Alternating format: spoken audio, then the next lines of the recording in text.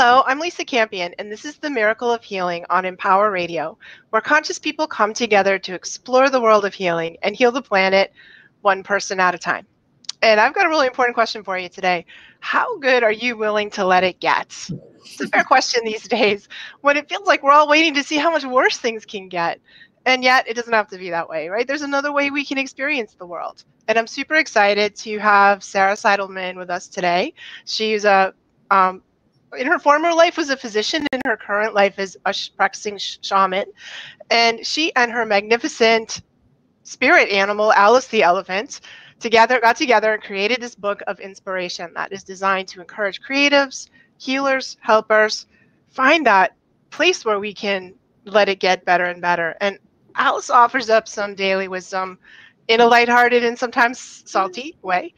And Sarah adds her own reflections to this process. And I think this is super timely. So we all need a little bit of feel good right about now. So thanks for being on the show, Sarah. Thanks for having me, Lisa. Yeah, the question kind of was one that I started asking myself.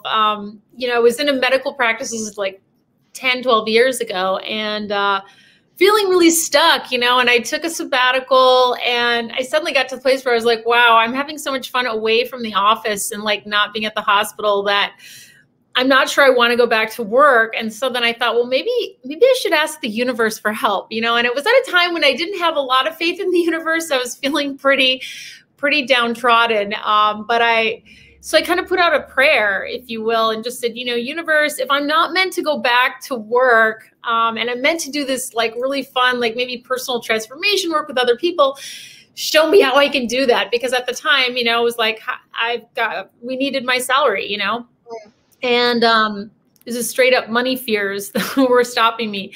And about 2 weeks later, Lisa, my husband's paycheck was inordinately larger. And I was like, hey, what's going on? And he's like, oh yeah, we're all getting a bump for productivity. Like he was also a physician, and for some reason, and it turned out that his productivity bump that we were going to be experiencing for a while was almost like exactly to the tune of it was like within dollars of what my part-time salary was. And I was like, oh my gosh, like it was like the Price is Right moment. I'm like, what? I can leave my job. And you know, by then I was working 2 days a week, but it was still a significant amount of change. And so I thought, this is it. Wow, this stuff really works. But then 2 weeks later, I found myself going, you know, I don't know that was the sign. Like maybe that was just wishful thinking, that just was like a kind of a coincidence that he got this raise, and maybe I still am really supposed to go back to work. And I just started getting back into this like downward spiral of like, oh no, I've got to, you know, infinite possibilities are back to zero, you know? Mm. And I started realizing that I perhaps was the one who was limiting myself. And there's a wonderful book that I found around that time by Gay Hendricks called The Upper Limit Factor, I think. Yeah, that's a great book. I've had him on my show. He's amazing. He's amazing. Yeah. And this kind of book sort of also reflected what I was noticing is like, wow, like if I'm not willing to let myself have like all the abundance and love and whatever it is I'm longing for, if I won't let it in, like I won't receive it, I'm going to kind of say, no, this isn't real, then it's not going to work out. I mean, how could, you know, I'm going to limit myself. And so I phrased this question like, how good are you willing to let it get? And I started just asking myself, you know, like how much could I allow myself to love my job and get paid to do it? I mean, that was a big one for me because I thought, well, sure, I can get paid to do a job, but it's only to be this physician, which I had loved for so many years, but then didn't love it, you know, and it was time for me to make a change. So, yeah, and Alice, my spirit animal, has been with me sort of ever since that, you know, from the beginning of that adventure. She sort of showed up about 6 months after I went on that sabbatical and really encouraged me, you know, just to kind of let go and trust that things were going to work out, which may sound like pie in the sky, but all I can say is that it proves to be true for me. And so, yeah, I have this book that just came out that's sort of a daily meditation book. And I think that's like a daily reader, you know, where you have like there's a page for every day with sort of a message from Alice and a message, then a kind of reflection from me, and then a quote, or excuse me, a prayer. Because what I've found over the last 10 years is that, you know, feeling good is not a passive process. Like, we got to cultivate that. Yeah, we got to do it daily. And the best time for me, what I've found, and for my clients, is like morning is an awfully good time before the world gets crack-a-lacking and, you know, the kids wake up and the dog starts barking and everything starts happening, you know, to have that, preserve that little bit of quiet time, even if it's 2 minutes. And so this book was sort of designed to be that for people and sort of be that kind of touchstone to get yourself asking yourself, yeah, how good am I willing to let it get today? You know, how much love, how much ease, how much freedom could I let myself have in my experience, no matter what's going on? Because, you know, we all have been going through, I'm sure, you know, there's just been a lot going on over the last year. So much, impossible to process, actually. But I just have this curiosity, like, I understand where you're coming from, because I've been a psychic my whole life. Like, you know, I started doing this crazy job when I was 19, and I've never done anything else. But I'm just so curious about how you went from being a doctor to this shamanic healer who's, you know, teaming up with your spirit animals and writing books about that. There's a jump there that happened. There's some quantum leap that happened there for you. And I want to hear just a minute about what went on there. I wish it was like really quantum, like Flash Gordon. I just stepped over the chasm and then it was there. It was really more of a slow process. But that summer on my sabbatical, I just started spending more time in nature.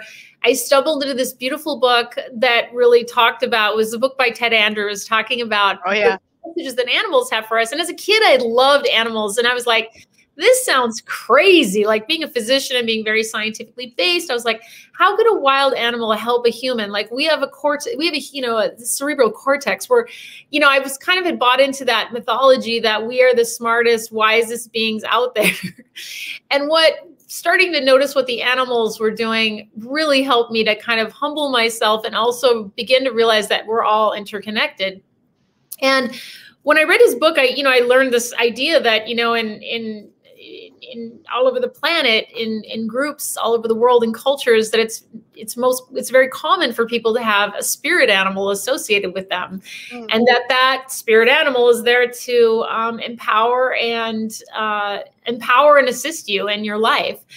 And I remember thinking, well, all the animals that I've been seeing in my life were helping me. So I thought, I wonder who mine is. And I eventually endeavored to take out what is called a shamanic journey, which is where you listen to a drum beat that's a particular drum beat. Yep. That kind of causes you to go into a light trance or a theta brainwave state. That's all the science for the people who are listening who are nerdy like me.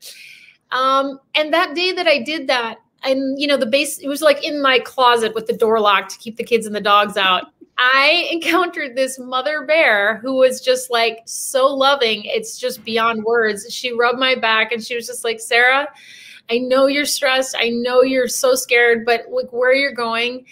You know, it's not that far, and, you know, just enjoy the journey, which sounds really simple and platitude filled. But after I got back from that experience, I just felt so much better. It was like this reassurance that I needed. And, you know, within a few days, I'd already reaccumulated a bunch of fear and stress and things. But I started thinking, well, I don't know if this is real, but I am going to go back and visit that mother bear, because I don't have any better ideas right now. I was really just, I was just lost. As anybody who's listening, who's been through some kind of experience where your identity is falling, you know, like cracking up and falling apart. Right. Divorce, a diagnosis, you've been fired, you lost all your money, your house burned to the ground, whatever it was. I was in that place. Yeah, the total crash and burn, the life, the shamanic, that's the shamanic death, really, isn't it? It's the dismemberment. Yes, absolutely. Well, I'm so glad you did it. I'm so glad you made the leap and are bringing all this wisdom. It's an incredible story. It's inspiring, I'm sure, to many people, to me too. And I want to just dial into today a little bit, because today's an interesting day. Today is Groundhog Day, but it's also the day that I'm doing my book launch. So I'm in this middle, the middle of this crazy, like the one day where there's my new book, Energy Healing for Empaths. That's out today. Thank you very much. And you very graciously offered to be part of my launch gift for people who buy the book on launch day, get this incredible gift that you are a part of and sharing your wisdom. So I just thank you so much again for being with me today on this day. Sort of like a birthday, right? For sure. Yeah. And I always say the book launch is like a little bit of a honeymoon phase because you work so hard, and being a writer is one of those things that seems glamorous, but is really like sort of solitary and angst ridden most of the time. Yes. And so to have like this, you know, the book come out on its birthday and be celebrated by people feels really good. And I'm wondering if you could read what's in today, if you dialed up your book. Oh, I think it's very fun because it's associated with your birthday. So here's the book, and Alice on the cover, she's surfing on her surfboard, as spirit elephants do surf. Okay, so February 2nd, the theme is Set Miracles in Motion. Wow. This week. And Alice says, be still and know that I am Alice. When you touch the silence within yourself, you tap into a spectacularly unlimited reservoir of perfectly amazing ideas, fresh color combinations to try, strange salad recipes to whisk up, phone calls to make, caring commentary to provide, and never previously thought of alliances to build. When you apply these insights, you'll set miracles in motion. And then my reflection is, dear meditation, why do I still resist you? I know firsthand that quiet, still place inside me, that no thingness is so powerful, but I am still imperfect at doing it. Even so, I keep coming back to it, spending more days meditating than I do running from it. I celebrate all the beauty and wonder that tumbles out from that silence, the glorious quietude that's strangely everything and nothing all at once. It is supreme peace. And then the query is, what, if anything, keeps you from sitting in stillness? Dear God, lift whatever keeps me from sitting in stillness today so I can help you make miracles possible. Wow. Yeah. That's so good. That's so just meaningful for me today, you know, on all days. And I'm sure that your book is just full of those moments. You know, really loved what you said too about a morning practice, because I find that if I can get my attitude, my energy, my attitude in alignment in the morning, it takes me some time, it takes me some work to do it. But if I can kind of elevate myself to a certain vibration, I can stay there all day. I might have like little dips in it, but I can kind of get back to that set point. But if I start low, and I'm like trying to climb, it's like trying to climb a mountain and it peaks and then it goes down again.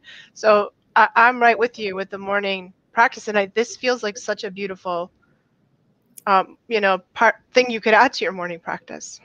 Yes. And then the other thing that goes with the book, maybe you're like really running short of time and you're just like, I can't read a whole page of a book, which sometimes happens. I have the deck of cards that goes with it, which is How Good Are You Willing to Let It Get card deck, which has, maybe let's just set everybody who's listening, like let's set our intention that we all get the card that's perfect for us. Let's like connect our hearts and just ask for whatever it's supposed to be. So the card is this easy tiger.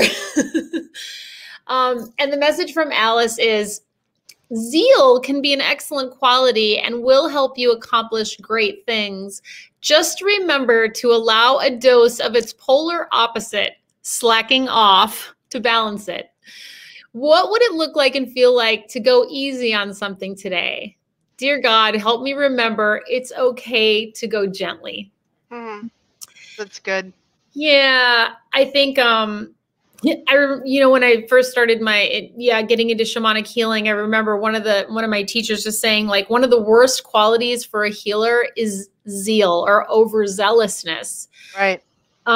Which I was like, what do you mean? I didn't really understand that.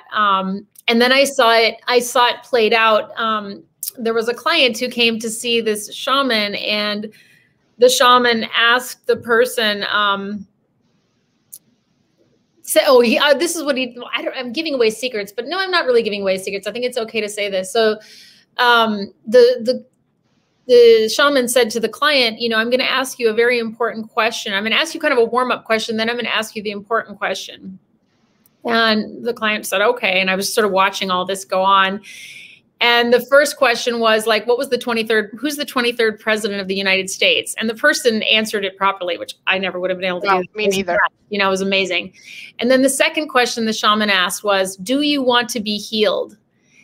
And then when the client mumbled, they said, yeah, it was like, and then he said it much louder, like almost shouting at the person, was like, do you want to be healed?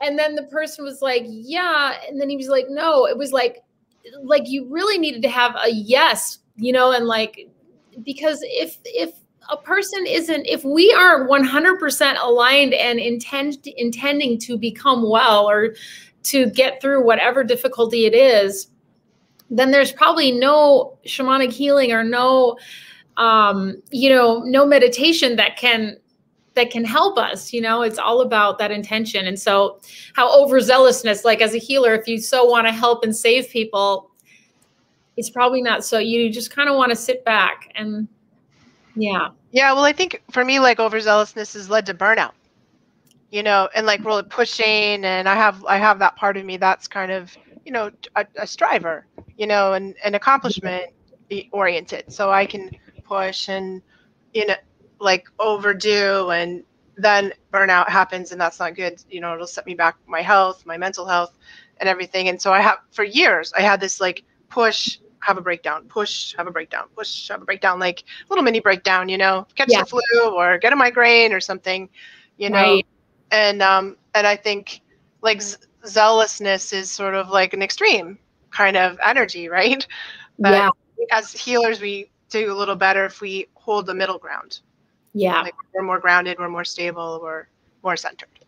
Exactly. Which I think that's what that morning practice, like, at least for me, it helped me to anchor into that quiet, which is not zealousness. Stillness is like, it's sort of not, it's quiet, but it's not, it's a wonderful feeling, but it's not, it's definitely not zeal. Well, I do wonder if these card decks in the corresponding book would be a really good opportunity. In fact, I don't wonder, I know that they would be, for people to want an opportunity to connect to their power animals and maybe haven't done that, right? Yes, many of the cards have animals and beasties on them, so that's kind of fun. And well, we could look up the tiger because the tiger showed up in our card today. I was thinking, and I have another book, which is, of course, here is the Book of Beasties, where I just write about the different frequencies and energies of the different wild animals, which I think are, you know, the animals have freedom. The wild animals have this freedom and this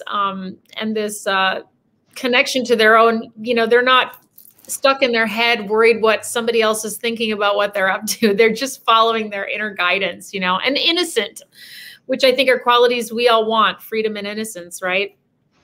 Yeah, I think so. And I love that you work mostly with wild animals, because I think that they have a real specific energy that's different, relates differently to us than domestic animals. And to me, the wild animals hold this sort of like pure, really distinctive energy, like a frequency, you know, that is real specific to each animal. And when we tune into that animal, or we meditate on that animal, or we talk to that animal, we can sort of absorb some of that energy. Like we can embody what that sort of laser, like you said, that purity. That's how it is for me anyway. Yeah, I totally agree. I was just talking to a client the other day about, you know, like, it's like, you know, maybe you've seen a jaguar in action, and it's like, well, if you watch jaguars for a while, you'll start to understand on a very deep level, like what it is to pay attention, what it is to be very still, you know, and very patient, because that's what they are. That's how they do what they do. That's how they hunt and so forth. So yeah, I think I owe a great debt to the animals for teaching me a lot of things. And I was thinking, because it's Groundhog Day, can we look up the groundhog? Can we? Oh, I think we could. I have the prairie dog, which is really, that's our groundhog, right? Yep. And I was just noticing that we have a very, it's a very funny illustration, which I have to show you because it kind of cracked me up. Oh my God. He's a weird little critter, right? He's a little funky, but that's good. So yeah, whoever's listening, like, consider that this might be for you, some of these messages. And like I always say, take what you like and leave the rest.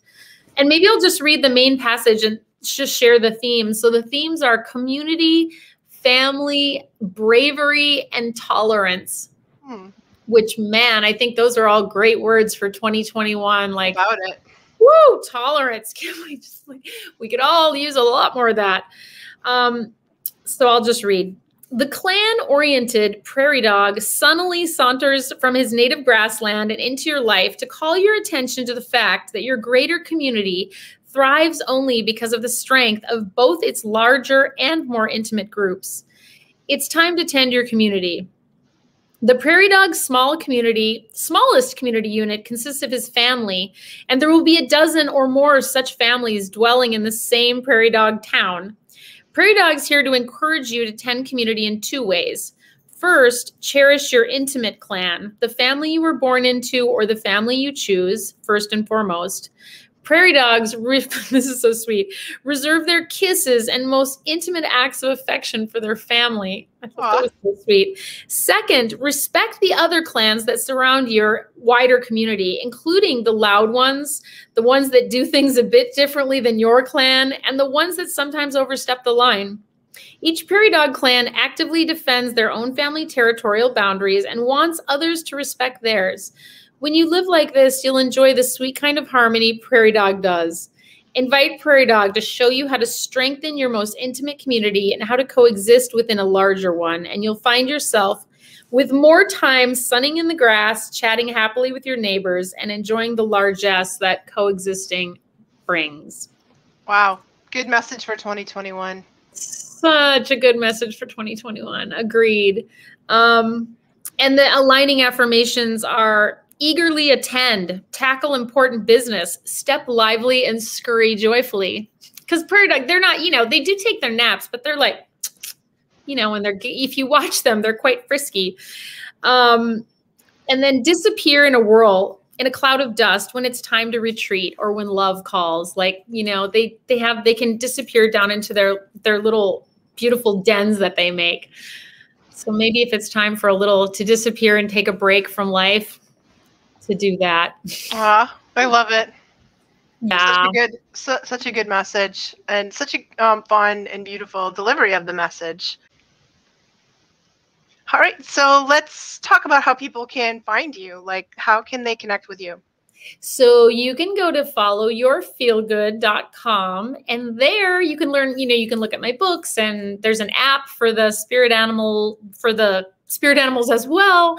And there's also, if you subscribe, you can get access to a free guided meditation where I will talk you through helping you discover your own core beastie or your own Alice the elephant. Maybe it won't be an elephant, maybe it'll be something, something else, but to help empower and guide you in your life and to bring some lightness and love. That's what I've found. It's a really transformative relationship if that's something that's calling to you. That's cool. And shamanic journeys are super powerful. I love to do them. So my early training as a psychic was with a shaman. So I've done a lot of that back in my 20s, like way back in the day. Wow. So I totally encourage everyone to go to your website and sign up for this shamanic guided meditation if you've never done one. So powerful. And then the deck you can get at Amazon. You can get it at my website too, but you can also find it at Amazon, and you can get all my books there too. Awesome. Yeah. Good. Well, thank you so much, Sarah, for being with us today. I always love talking to you and talking to Alice through you when she shows up. So thank you so much for being with us today. Thanks for having me, Lisa. It was a pleasure. And thank all of you guys for joining us. You can come and visit me on my website, lisacampion.com. Stop by. I'd love to hear from you and get to know you better. So thank you for being with us here on The Miracle of Healing, where we are changing the world one person at a time right here on Empower Radio.